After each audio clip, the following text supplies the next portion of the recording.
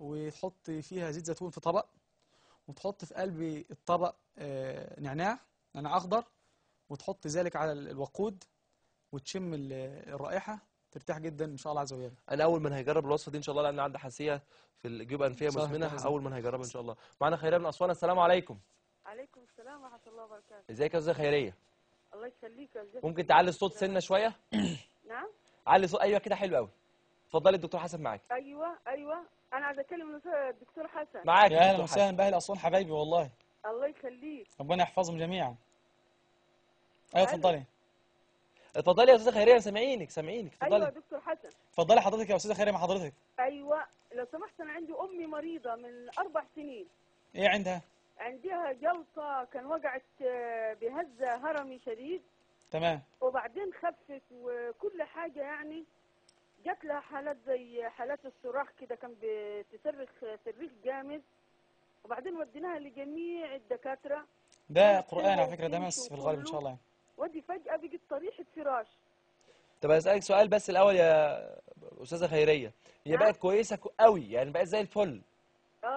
وبعد كده بدات تقعد تاني؟ نعم. يعني كانت جات عليها فتره بقت كويسه. وبعد كده بدات تمرض تاني. يا استاذه خيريه في سؤال لحضرتك. يا استاذه خيريه.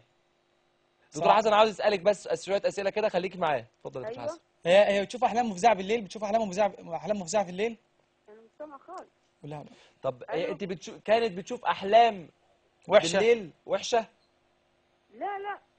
لا. هي بتصلي؟ طيب بتصلي وكل حاجه، بس بيجي طريحه فراش. طيب عندها بيجي لها صداع؟ طيب صداع، ودلوقتي كان لسانها تقل شويه وبعدين خفت. كانت طب عملت اشعات مقطعيه على الراس؟ نعم. اشعات مقطعيه على الراس؟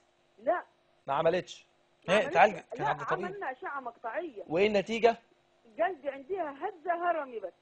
عندها ايه؟ هزه هرمي زي جلطه كده. هزه هرمي؟ هي يعني اصل هي اصل الجن بيعمل حاجات وحشه جدا. يعني معظم الاحيان بيبقى مثلا واحد عنده السكر، هو ما عندوش سكر. واحد مثلا عنده جلطه وهو ما عندوش جلطه، بس الجن بيبقى مؤثر، فبعد كده بعد فتره لو تمادى هذا الامر بينقلب من مرض جني الى مرض عضوي فعلا. يعني هو الحته اللي احنا بنتكلم عليها دايما، المرض النفس عضوي. نعم. بيبدا المرض بحاله نفسيه او نعم. ما يسمى بالجن او المس او الى خلافه، مرض نفسي، بعد كده يتحول لمرض عضوي. هو مش مرض نفسي، هو مرض حقيقي. الله عز وجل بيقول ايه لما قال لسيدنا موسى ما القوا به السحر؟ قال موسى ما جئتم به السحر. نعم. واتبعوا انا ما بعترضش على السحر، بس انا بعترض على جزئيه مهمه. يعني انا السحر موجود في القران، وفي ناس فعلا مصابين بالسحر، وده انا ما بعترضش عليه. انا بعترض على جزئيه ان احنا بالذات في العالم العربي، نعم، اي حد يحصل له اي حاجه اول ما يفكر في الجن، يفكر في السحر والحسد. ماشي هنتكلم في الاثنين دول. خش فاحنا عاوزين حاجات ننفي بيها ده، يعني نعالج ده، نعالج السحر والحسد. على وصفه النهارده ان شاء الله نزل علشان الباقي بقى اي واحد عنده مس، اي واحد عنده سحر، اي واحد عنده حسد، اي واحد عنده اي حاجه من الحاجات دي، هقول لكم على الشفاء. يعني ممكن نعمل لها حلقه، او ممكن نقول لكم حاجه النهارده سريعه باذن الله عز وجل. نقول حاجه سريعه وبعد كده نفردها في حلقه ان شاء الله. ومعانا اتصال محمد. السلام عليكم. حماده السلام عليكم. وعليكم السلام ورحمه الله وبركاته. استاذ حماده ازيك؟ ازيك يا دكتور؟ اخبارك ايه؟ الحمد لله بخير. في سؤال للدكتور حسن؟ بعد اذن حضرتك. اتفضل. يا ريت ما فيش وصفه للتبوء لله ارادي. العمر كام سنه؟ 6 سنين. حاضر حاضر حاضر. ماشي يا استاذ حسن، ان شاء الله تابعنا عشان تعرف اجابه سؤالك ان شاء الله.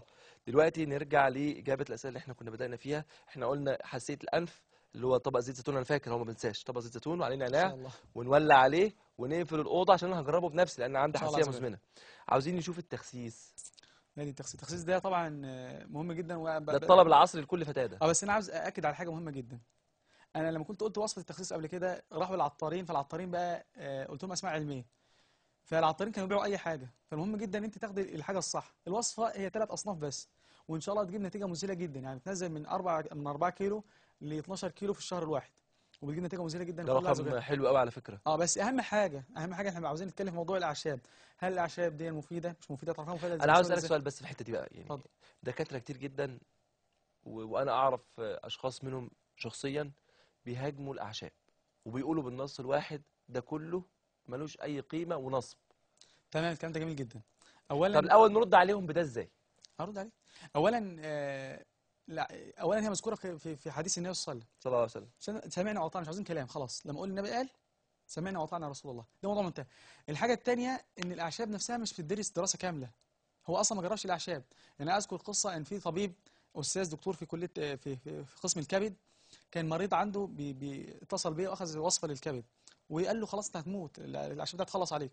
بعد ما الاخ ده اتعالج، الدكتور الطبيب نفسه جالي وقال الحقني انا عندي فيروس سي وعنده 56 سنه. وكتير جدا الاطباء كلهم بيتعالجوا بالاعشاب دلوقتي. الاطباء بيتعالجوا معظم بالأعشاب على الاطباء اللي انا مسؤوليتك. اعرفهم اصدقائي انا، يعني لا اجد طبيب صديق ليا، ومعظم اصدقائي بفضل الله عز وجل اللي بيتعالج بالاعشاب. بيتعالج بالاعشاب، ممكن الاعشاب اللي هي البسيطه، يعني ينسون، النعناع، الكراويه. لا بس بتقنين، الموضوع اصلا محتاج تقنين ومحتاج دراسه طب ومحتاج نتكلم علم. رمضان ونرجع الموضوع ده تاني ان شاء الله.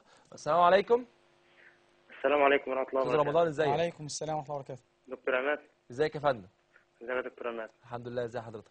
بالله وانت بخير. وحضرتك بالصحه والسلامه. ممكن اتفضل. اكلم دكتور حسن؟ اتفضل طبعا يا فندم. حضرتك اتفضل. السلام عليكم ورحمة الله وبركاته. وعليكم السلام ورحمه الله وبركاته. رمضان، ازيك يا دكتور؟ ربنا يحفظك يا اخي ولا يقدرك، اللهم سنة امين. وانت طيب. وانت طيب يا اخي، الله يحفظك. انا والله اول مرة اكلمك، بس سعيد بكلامك والله جدا. اسال الله العظيم رب العرش العظيم ان يسعدك في الدنيا وفي الاخره. اقسم اللهم بالله، اقسم بالله اني احبك في الله. احبك الله زحفتني فيه، والله انا يظن الناس بي خيرا واني لشر الناس ان لم تعفو عني. والله الله احبك الله يكرمك. زحفتني فيه، وانا احبك في الله حبا جما، والله ربنا على الله قدرك الله يكرمك يا اخي، والله ويسلمك انا كل اول من عسير يا مرة، اخي، اللهم امين. اقسم بالله اول مرة اشوفك وحبيتك لله. احبك الله زحفتني فيه، ونحن كذلك والله حببناك في الله، ونسال الله عز وجل ان يجمعني واياك بهذا الحب في جناته ودار مقامته مع النبي المصطفى صاحب الشفاعه، الله. اللهم امين. اللهم امين يا رب. اللهم امين يا اخي. اتفضل يا اخي. لو سمحت يا دكتور، انا بالنسبة لي بالك يا دكتور، اتفضل سؤالك انا معاك. بالنسبة لي عندي فيروس سي. تمام. ربنا يعفو عنك. عمر حضرتك كام سنه، كم مره من عمرك يا اخي؟ 28. البي سي ار عندك كام؟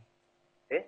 البي سي ار عملت التحليل وظائف الكمي؟ الكبد اللي هو انا عملت عايز صراحه، بس هو ما قاليش صراحه ان انا كنت عايز اسافر يعني للسعوديه وكده، يعني آه. عشان اعمل حج وكده. ان شاء الله هتبقى معاك فيزا وهتخلص ان شاء الله، بس احنا فرحت عملت تحليل، فهو قال لي عندك فيروس سي.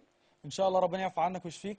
انا كنت مريض بفيروس بي، ولفيت على دكاتره العالم كلها، والله وللاسف برضه الله عز انا وجل لفيت شفيت منه كتير في يعني اسبوعين. صراحه. وسي بالنسبه لسي كان ليا صديق من كفر الحاج عمر فقوس الشرقيه، وكان عنده فيروس سي، وكان جاي له عمل السعوديه وتعاطى عن العمل وراح من عنده في حوالي 12 يوم بفضل الله عز وجل. بس انا هديك علاج لمده 6 شهور، بس انا بقول لك ده من فضل الله عز وجل، زي ما اقول لك ان ربنا عز وجل الشافي، لان ربنا عز وجل انت لازم تعتمد على الله عز وجل وتلجا الى الله عز وجل، لانه هو سبحانه وتعالى هو عز وجل هو الشافي وهو المعافي. لان الطبيب ما هو الا ايه؟ مات المداوي والمداوى والذي جلب الدواء ومن ابتاعه من اشترى.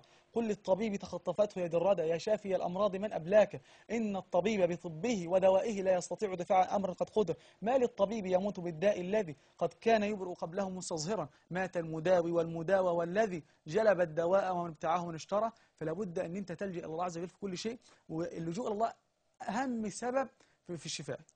انا بس طالب من كل اعزائي المشاهدين مره ثانيه يا دكتور حسن، وده ما يزعلكش مني، لا مش مشكله خالص، ان اي حد ان شاء الله هياخد الوصفه يتصل بينا ان شاء الله عز وجل. علشان يقول يعني ناخد الاراء. لا باس من ده ذلك، صح؟ لا باس. نكلم ماجده من القاهره. السلام عليكم.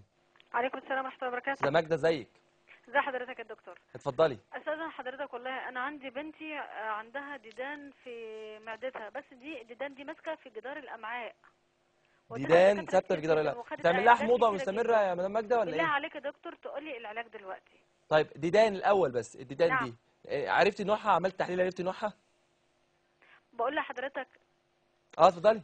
بنتي عندها انا هقول لحضرتك على جميع وصفه لعلاج جميع الديدان بفضل الله عز وجل، بالله سواء عليك، بس نيكروستوما او اي حاجه، الدكتور وان شاء الله بيقول لي ينفع لها في جدار الأمعاء. تجربيها بكره الصبح ان شاء الله، وتتصلي بيهم في اي حلقه، في اي ميعاد حلقه، وتقول لهم النتيجه ان شاء الله. يعني تتصل بيا انا ان شاء الله لما شاء تشوفني الله. على الهواء هتتصل بيا لا تتصل على تبشرني اي ان شاء حد، الله. تتصل على اي حد، مش بحضرتك بس، اي ومعانا حد على الهواء. محمد. السلام عليكم استاذ محمد.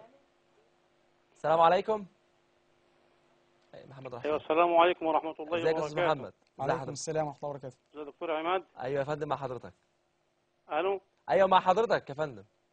دكتور حسن، ربنا مع يحفظك يا حضرتك اخي، ربنا حسن. يقدرك، اتفضل. ازيك يا باشا؟ الله يبارك فيك. ربنا ويخليك. يحفظك يا رب، اتفضل. لو تكرمت والله بالنسبه انا عندي السكر، ربنا يعفو عنك يا رب. الله يبارك فيك ويخليك، والسكر عندي وصل ل 400 تاخد انسولين ولا مع حبوب يا اخي؟ الحفاظ، ولكن يعني باخد انسولين، ما اعرفش انسولين مضروب ولا ايه. قد ايه الصبح وقد ايه بالليل؟ نعم قد ايه الصبح وقد ايه بالليل؟ باخد في اليوم 60 وحده، يعني 60 وحده. هقول لحضرتك على 60 وحده، باخد في دوفاش 850. ربنا يعفو عنك يا رب ان شاء الله. الله لما يبارك بتزعل فيك. بيزيد قوي صح؟ نعم لما بتنظم في الاكل وما بتنظمش في الاكل؟ في الاكل يعني. لا ما بلخبطش ولا حاجه خالص، محافظ بقدر الامكان يعني. ان شاء الله هقول لك على الطريقه يعني واحده واحده ان شاء الله. شوية بس ان هو يعني. بياخد انسولين اهم اه جدا. انا كاتب صوت انسولين. واطي ليه مش عارف مش سامع كويس لو تغرمت يعني. ربنا ان شاء الله يعفو عنك. نستنى